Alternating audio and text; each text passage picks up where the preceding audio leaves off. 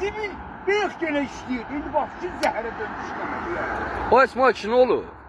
Qay, Ne olur? nə var, nə yox? Sağ ol, yaxşı olasan. Bu nədir, nə gündür, nə səbdir? Canıma azar oldu. Sən zan ne olur? Almışam, bu maşını alıp özüme geçip bir paz eləmişim, bir paz. Niye, ne olmuştu?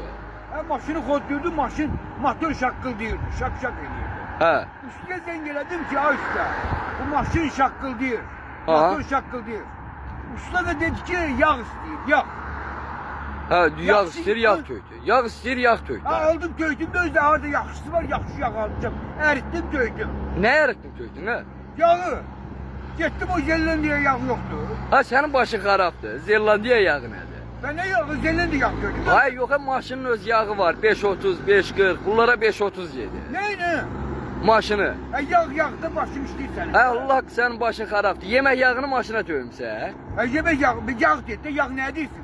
Ha, motor yağı başqadır, yemək yağı başqadır. Maşın yağı ayrı olur ki. Ha, bana görməmsə.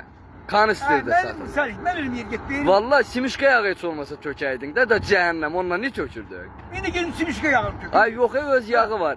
Ustanı çağır gəlsin, o tökdüyün nədirsə onu oradan rədd elə. Sen öl. Sən öl. 5.30 Ben yedim. dolama, yağın ne farkı var ki, yağ. Ha, fərqi çoxdur. Ha. İndi o fərqini usta sağ göstərəcək. Zəng elə danış ustaya. Yağ o yağ olmasın, bu yağ olsun. Ben Yağ sa- özde yok. pahalı. Zellen de yağ. Ha, yemək pişirmirsən, qayğanaq eləyirsən Yağ orada. yemir ama ki. Buraya getirip zellen de yağ koyacağım ya. Qayğanaq pişirəsə. Zəng elə ustaya gəlsin.